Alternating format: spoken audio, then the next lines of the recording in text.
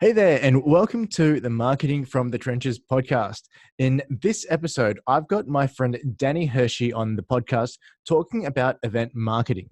So, Danny is an absolute expert and a beast when it comes to filling events and getting bums in seats at local events. And he's done it for himself and for his clients across multiple different industries and multiple different event types. So, it's a topic that I'm really interested in myself. So in this episode, I go through and ask him a whole bunch of questions and pick his brains on what he does, the strategies, insights, and ideas he uses to fill those events. So I'm sure you'll enjoy this episode.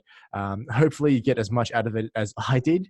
And just in case you haven't heard, we've actually built a new resources pages on the Growth Labs site. It's growthlabs.com/resources. And on that page, we've got a whole bunch of free resources that you can download to get more leads, get more sales, get more clients, and grow your revenue and grow your business month on month. So check out that site and check out the page. It's got a whole bunch of resources on there. And without further ado, let's get into the episode.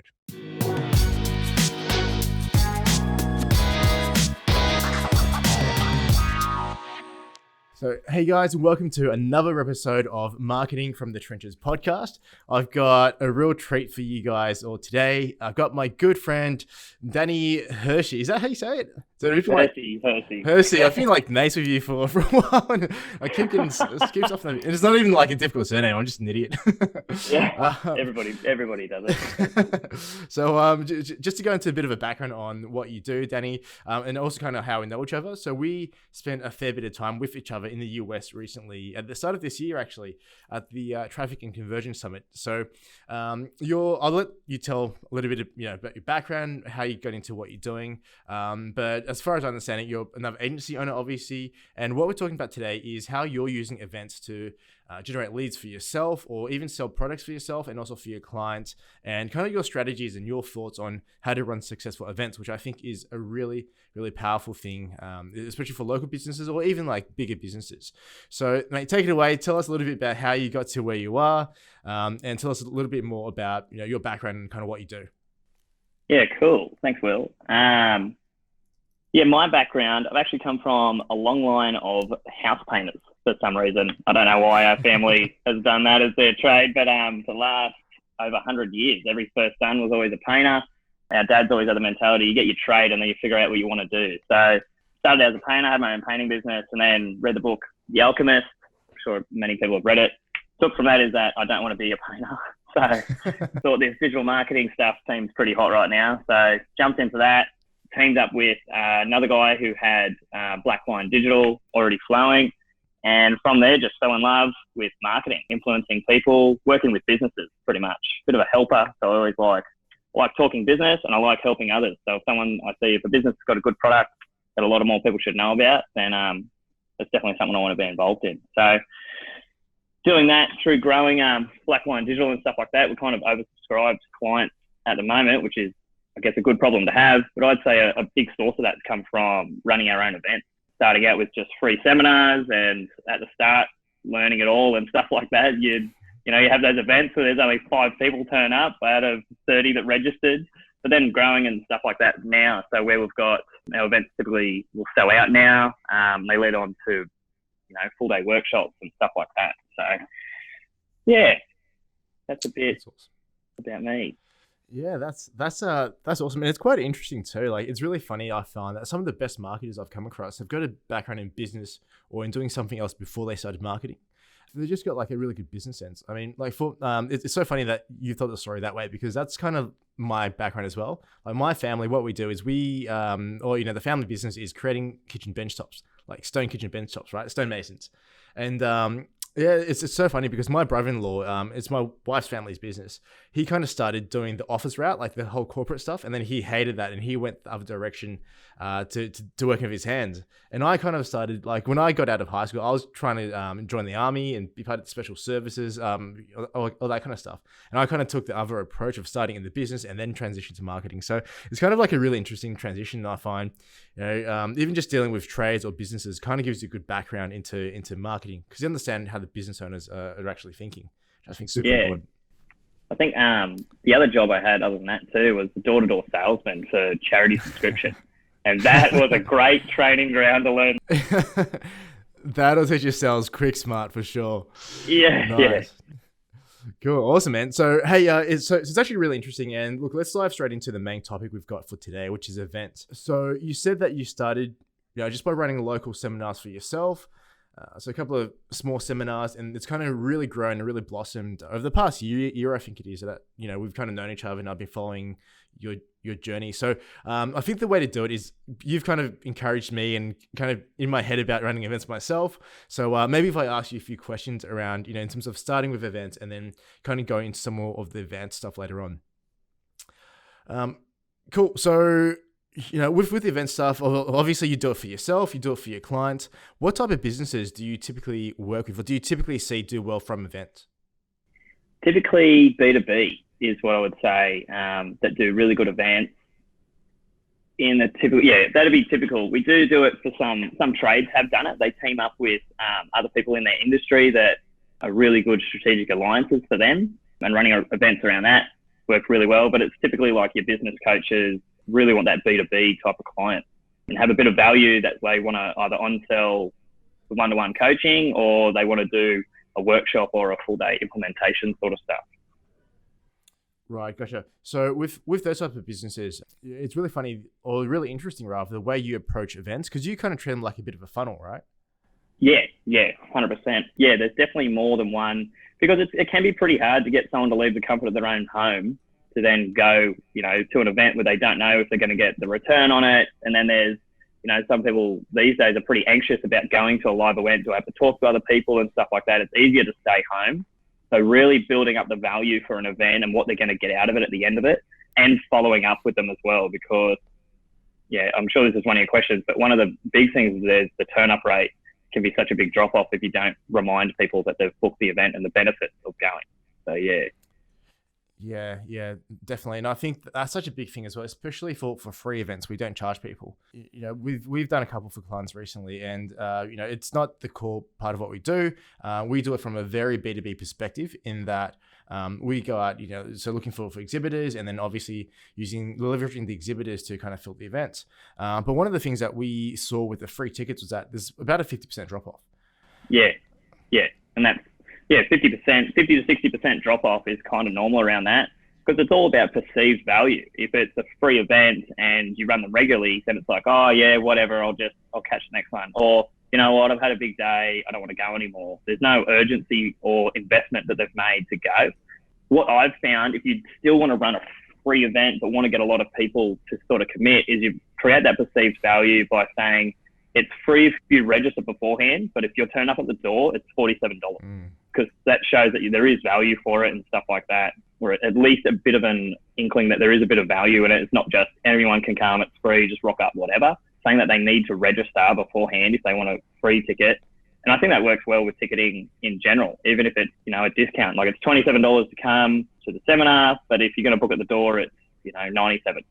Just make it like an unbelievable deal, and that gets you to register a lot more people beforehand, which gives you a better idea for numbers as well. Yeah, that's what we've found. Yeah, awesome. Look, I'm definitely going to dive into that with pricing, because I think that's such a big part of the events, right? And how you structure your pricing, how you structure, or how you talk about the value is going to make such a big difference in terms of the number of people who register and the number of people who turn up. So let's kind of use a bit of an example. Look, let's kind of take my business, right? Let's say Growth Labs. We're an agency. We're starting to get requests to do a little bit more coaching, consulting, mentoring. So if that's the kind of path that I'm looking at, right? And I've been told by several sources, hey, you should do events. What's the number one thing that I need to think about before doing anything else? Like what would if we were sitting down together having a strategy session, how would you kind of guide me through it? I would say the objective of the event is probably one of the first things. So, who's coming and what is the pain point that you're actually solving? Because I think when people run events, they can go too broad sometimes, where you really just want to sell that one idea of what they're going to get out of it. And obviously you've got a lot of value that you want to give out to people, but just have multiple events. It's kind of like what people say with lead magnets, just have one big idea that as they come, this is the silver bullet that you're going to get at the end of it, rather than come here and we're going to, grow your business to $100 million. It's too vague, and it doesn't really ring a bell with any type of target market. So if I'm sitting down and going, cool, what's the one thing that we're going to be solving at this event, and then who's our target market for that? Because then the rest of it will start to fall into place. a lot easier. But starting with that as the base is definitely pretty crucial. Okay, awesome. So have the goal of the event, know who you're targeting. So let's just say, for example, I'm trying to launch a mastermind or a coaching program targeted at small businesses. And this is obviously a very specific example, right? Yeah. In like 30 days time, you're going to see my ads everywhere for these events. But let's just say, I'm trying to launch a mastermind or a coaching program for smaller businesses who don't want to pay full agency rates for services, but they still want to improve their marketing, get more leads, and grow their business. So that's the type of event. We haven't run events before, got no traction with events. Where would you go from that, knowing that's the goal and that's the audience? I would look at your offer and the message that you're going to portray. The target market's there, so then go, cool, well, what are we going to offer them? If they come to the event, you're going to get this, and you're going to get the opportunity, I'd say like an exclusive opportunity to join this mastermind, and then really framing around that. So typically with events, there's more than one reason people are going to go, right? So I'd look at what are the 3 to 5 reasons someone would want to come to the event and what they want to get out of it. And then I'd be testing those different hooks, see what's going to work best. But I guess the best place to start, if you're going to grow that, is look at also the assets that you already have. Just because you haven't run events doesn't mean you don't have stuff that you can leverage already. So like unconverted leads would be a really great place to start, to go, cool, all these people, they didn't purchase through us, for whatever reason, timing, budget, whatever. Then it's kind of like a downsell. Just be like, hey, I know that you're a business and you are this. This is something that you could be really interested in, and just letting them know. But in that messaging, giving them the reason or the problem that you're going to solve for them. So bringing up that pain point, we go, hey, we know that you inquired with us for this reason. You can get some value out of this event. So I'd assess at what you do have that you can sort of work with, and then start to look at, cool, what are the behaviors that people are having, and how do we solve those pain points, so that when we do the messaging, we can just start testing through them and then filtering through, because the more and more events that you do, the easier it becomes, because you just get more and more data every single time. You also have to, I guess, initially, before you start doing all that marketing stuff, is look at the setup of where you're going to host the ticketing and stuff like that. Generally, I'd say Eventbrite's good because it integrates straight with Facebook. And we do all our marketing through Facebook ads network. So it's a less barrier if they just click on the Facebook event and a little light box shows up and they can book all the tickets, and you get all their data at the same time. Yeah, I feel like I went on a rant then. No, good. Just keep going. This is all great information. And I think that approach you've got is really interesting too, because it's kind of like you're split testing. I mean, like we split test ads, like we split test email copy, you're kind of split testing what actually drives the most people to events, which I think is really cool. Like that's a really smart way of doing it. Rather than just throwing something out there which you think would be the best for you, it's kind of like just letting the market dictate, right? Letting the market tell you what they actually want. Yeah. Everyone has their critical assumptions. And I've had clients, I've got one at the moment, business coaches, where we split tested, they've got their mountain model. And this is, your business plan on one page. And it's a good little, recipe for how to put all your business on one page. So what we did was we had one video of them explaining it. And then we had another video that was like a whiteboard explainer. And obviously the whiteboard explainer looks really cool. They really liked it. But the market didn't care, and they preferred them on the camera. So they just went, no, let's put some more money behind that. I'm like, we've already done the testing. It didn't win, so it doesn't matter. Let go of the idea. It's okay. But yeah, that's definitely the approach, is to split test all of that and find out what is the best messaging. Because there'll only be really like 3 core reasons that someone really wants to come. If you've got your target market down pat, if it's not too broad. If it's too broad, then there's going to be too many different reasons, and it's hard to ring a bell with any one person. So that's awesome. That's great. So just go into that a little bit further, right? So you said that there's 3 core reasons why people come along to events. What are they? Like what's the 3 of them? I would say for businesses, I would say someone's frustrated that they're in the grind. So it's like they're in the grind of they can't get their team what to do and stuff like that. Their business just feels like it's going in circles and it's not growing, or it's not going anywhere, and they don't have the answer, because them working harder isn't the answer. And the behaviors that they'll typically have is that they're eating really bad, they're not working out, they're not social or anything like that. And that's how we sort of relate to them that way, and just go, you're doing the same thing. It's a new week with the same headache. So I would say the lack of ability to change themselves, and that you might have that secret sauce that they have. I find with my events, I actually get some of the competition and stuff like that come in as well to sort of repurpose their own. So for me, it might be, small to medium businesses, but there's also the marketing manager or someone else that is going to repurpose my stuff as their own stuff. So I guess to find out the latest and greatest sort of stuff would be another reason. I guess people, they more want that feeling that everything's going to be all right and that they can trust the information they have because it's come from an expert. So there's a lot of information. So like in that form that I sent you that has all of that stuff in it, it's like, how else can someone get this information? It's one of the questions. Is it easy to get it somewhere else? And, for some of it, yes, but like you don't know if it's good information because there's so much garbage online. Every guy that's done one course then goes makes his own courses, and it just becomes crazy. So it's hard for them to get good information out of that. So I would say having a proven expert that has already tested a lot of this stuff to give them the shortcut so they don't have to make all the mistakes. So yeah, I guess that's like the silver bullet is what they're looking for. Sweet. Okay, cool. So just to summarize, so the first point was just that they're stuck and they're looking for solutions. Second point was just to upskill because they're already aware of how far they are behind. I wouldn't say far behind, but they're aware that the market's changing and they just want to get some more information from it. And the third point is just the face-to-face element, right? That's kind of very different to online because online, if every man, dog, and child can throw up some kind of webinar and claim to be an expert, and still, I've seen people steal other people's screenshots of their Stripe accounts. It's just hilarious. So it's just one of those things where I think if you bother turning up in real life, there's just that little bit more of added, I guess I could call it authenticity, right? And just authority. So that'd be the third one, which I think is quite powerful as well. And from my experience speaking to other people's events, that just having you up on stage, or all of the attention up on you, it is just such a good authority builder. It's like instant authority. Even before you say a single word, the fact that everyone's got their attention on you and you're up on stage. So I think that's great. So let's move into the next part now, because I'm interested in a little bit more of the technical stuff around, or more of the specifics, right? So in terms of events themselves, for someone who's getting started, and we'll cover advanced stuff in a little bit, but for someone who's getting started, would you recommend a free workshop where there's 10 people, or would you recommend just hiring an event space and getting a whole bunch of people in a room together? Like, what's the format that you recommend for a first timer?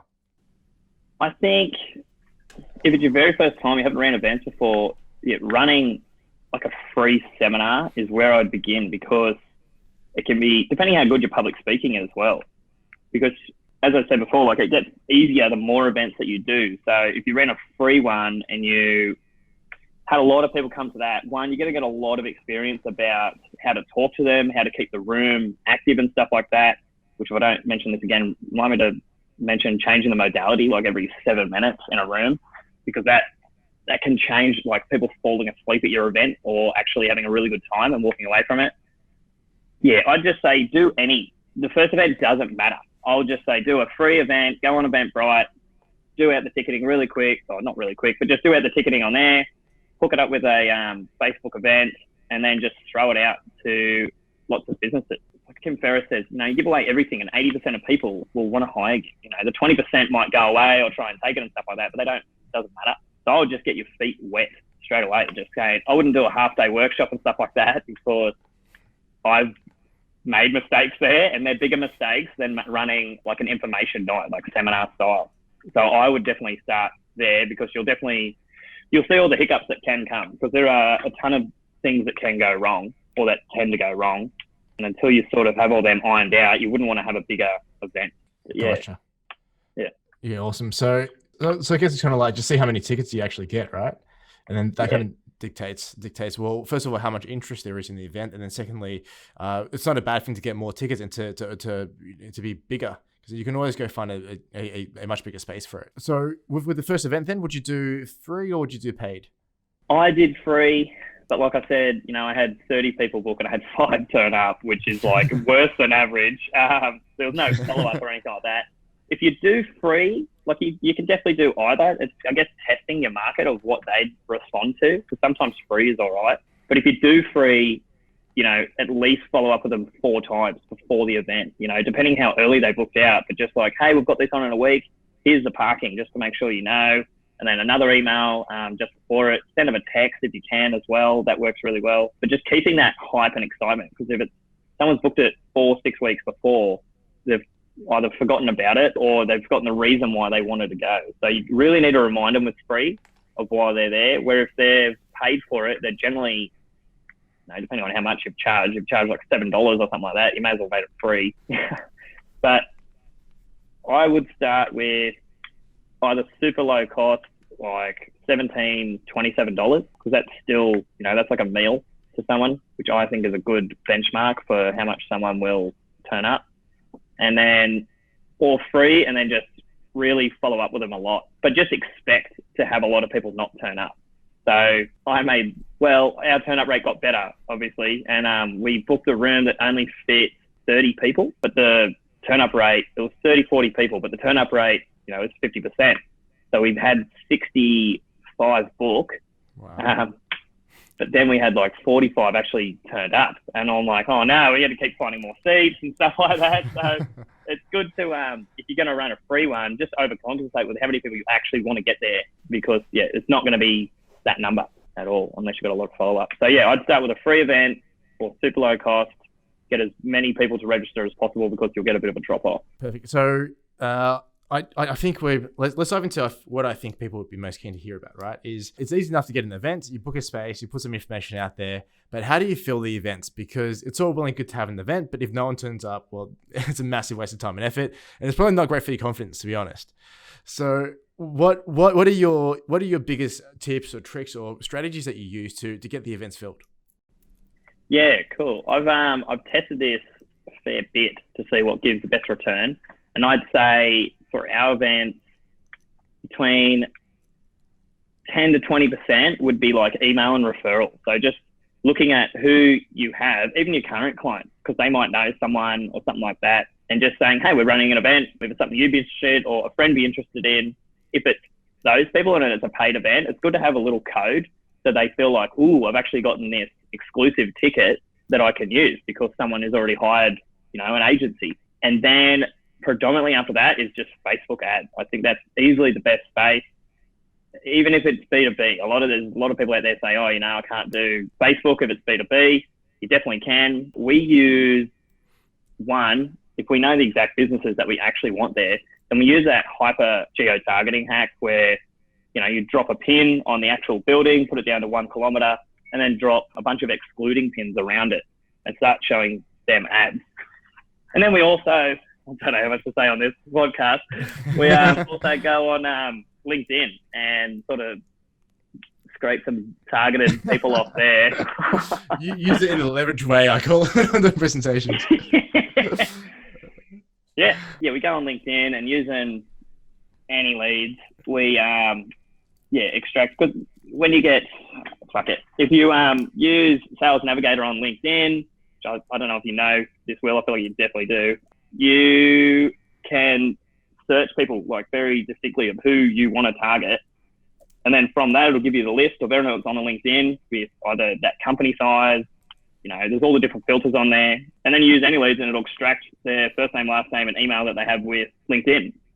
We also do run it through another site to enrich the data a bit as well, which helps. But that's just one point, is getting in front of those right people, which I've never found to be hard, because Facebook's got one of the most robust targeting that there is.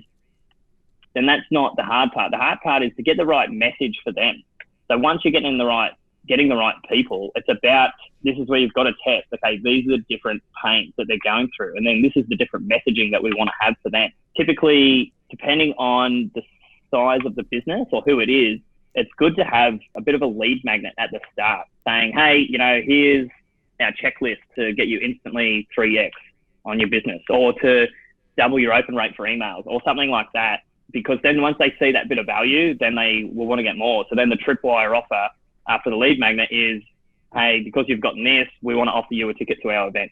So funneling them that way. And then if they haven't taken it, we've always got retargeting ads, but they've always got a lot of urgency about them. that they're going to miss out. And I've found that is one of the biggest reasons why people will book, because they're just about to miss out. I find it's either people right at the start, because you'll find that demand of people that want it and they'll book it because they're business owners, they want to be organised. And then there's the other half of people that will book it just before the event because they've been watching it, they just hadn't pulled the trigger yet. So it's good to keep talking to them. So we generally, if someone has interacted with buying a ticket or been to the event page, we have a reach campaign on Facebook that will hit them twice a day with the ads leading up to the event. And then we change what that creative or the video is each week, so it looks like a fresh ad. And it also looks different on different platforms. We don't have the same video that suits, Instagram, stories, Facebook, newsfeed and stuff like that. We put it in different ones, and we've got the, this event's going to book out in 3, 2, 1, and it's a video about how they're going to miss out.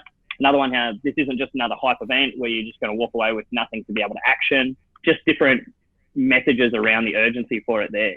But I guess, I'm trying to think of like the more hacky sort of stuff. It very varies depending on who it is and what the business is going to do. Do you want to throw me an example? I think you made a really good point there, because I'm going to bring up one of the email campaigns we ran for a client recently trying to fill his event. And, we used LinkedIn in a very leveraged way as well, just saying. And so obviously, we're targeting CEOs from some larger companies, trying to get them to come along to a free event. And one of the best performing emails that we sent out was like, hey, I've got, we're holding a VIP seat for you. I'm just about to give it to someone else because literally we're running out of tickets. Do you want to come along? And the response we got off that was just amazing. They had been, we got obviously interest along the whole way, along the whole sequence, but that one by and far did outperform all the other emails, just because people have got a real fear of actually missing out. So, play to that psychology. I think events are a really natural way of doing that. I really don't like the scarcity play that some of the other marketing people in the industry do, where it's like, hey, it's an online event. I've only got 100 tickets. Like, mate, it's an online event. Like, you not only have 100, and it's a replay too. So come on, But I think physical events have just that built-in fear of missing out, built-in scarcity, where there is only 30 seats in the room because you've only booked that room, or it will run out because it physically is on this night at this time. So I think it's really good, and that's one of the things that I love about events as well, just playing up that natural scarcity, natural fear of missing out. So it's great that you brought up that point. I think that's really strong in terms of marketing. Yeah, there's a good book called Oversubscribed. I think it's Daniel Hersee. That could be wrong. But yeah, it talks about how it's better to, if you're going to run an event and okay, how many people am I going to get there? Like my last event, we thought, okay, we just want about 80 people in the room because we knew we'd hit that. And then we hit it pretty early. And a lot of people are like, oh, can you get us more seating and stuff? The room fit like 120. So I easily could have, but I didn't want to squish people. And I'd rather people miss out, because then the next event I run, they're like, oh, can you put me on the list for the next one? And then I've already got, a pre-sale list ready for the next event that we run. And it just gives that exclusivity and that fear that people will miss out. If there actually is, oh, we're going to run out of tickets and stuff, then sometimes you should. Sometimes you really should go, oh yeah, I did try and book that and it didn't work. And also, just on that note as well, then, if you have a landing page, if you're driving people there, what I would say regarding if you should have a landing page or just drive them straight to Eventbrite, from what I've experienced, I think it's better to have a landing page and just have an Eventbrite button embedded in, because you can lose a bit of data. Don't know how people are acting if they don't go to a landing page. So we typically will have something like Hotjar, where it'll give you live recordings and heat maps of the landing page, so we can see where they're going, how far they've scrolled, and it'll also sell them a bit more on that landing page. If someone's in demand and they want whatever it is you've got, then yeah, they'll book a ticket. But if they need a bit more coaching or influence into going, then a landing page is where you'll sell them. It's a good place to host a video, giving a bit of value out of there on there as well. Yeah, so that's actually a really strong point, because one thing that I think would be really cool to do, and it's something that we did for the last event we ran for a client as well, is we built a sales funnel through the landing page software. And obviously you can do custom conversions, which you can't really do through Eventbrite and another third-party platform. So including using Hotjar and the pixels and stuff that you use, it can give you some really powerful data, especially if you're doing retargeting, which if you don't have the data, you're kind of losing a big arm of how you can market the events, right? Yeah, exactly. And you can use sites like Use Proof as well. That'll have that little pop-up in the bottom saying, Jenny Jones just booked and blah, blah, blah, and it just keeps coming up. That does not a huge difference, but it definitely makes a difference in the long run of getting people to book. So yeah, having a lot more control and all that data. You need that data because the more data you have, the easier it's going to be.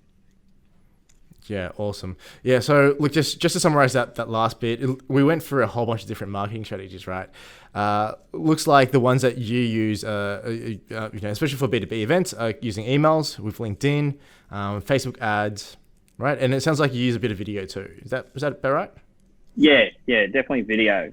Video is really good too, because if you're gonna, if you've got a big target audience that you want to shoot it out to, then you just do like that carpet bomb style where shoot it out to everyone, and then if someone's watched a good deal of your video, then retarget them a lot more. And that's where, if you don't have any data at the start, that's a really good campaign to run, because you kind of got that broad targeting, or if you don't have much targeting, you shoot it out to everyone, then you can retarget the people that have watched a percentage of your video, but also you can create lookalikes from that and just get better data from there. Yeah, that's awesome. So, look, I think we've covered a lot into the events over the past half an hour or so. Let's just kind of summarize it. What are so for someone who's looking to get into events or who might have run a few and want to up their events game, what would be the one takeaway that you think they should take away from this conversation we've had? I would say the number one thing would be to look at your messaging. Don't say, come to my event because I'm awesome. Say, come to my event because I'm going to help you be awesome. And really looking at why they should go to the event and what problem you're actually solving for them. Make it that one thing that they're going to get out of it. Yeah, awesome. I think that's so powerful. So for everyone listening, that was a podcast episode all about events and how Danny is killing it with events and kind of a little bit about his process behind it. If someone wants to reach out or to get your help with this kind of stuff, where can they find you? Yeah, Black Lion, like the animal, digital.com. You can catch us on there, or you can just email me straight, daniel@blackliondigital.com. That's fine. If they have any questions or anything like that, I'm always happy to help. Cool. Awesome. Thanks, mate. It's a great discussion as always. We've probably a little bit less swearing than we normally do. we kept the very PG for the podcast, which I appreciate. Every time we hang out, we start swearing like sailors, which is Australian thing to do. Fucking nice. Now I'm gonna have to put that lyric warning. I've set you off. Yeah. All good, Nate. Thanks so much again for jumping on and for sharing all the information.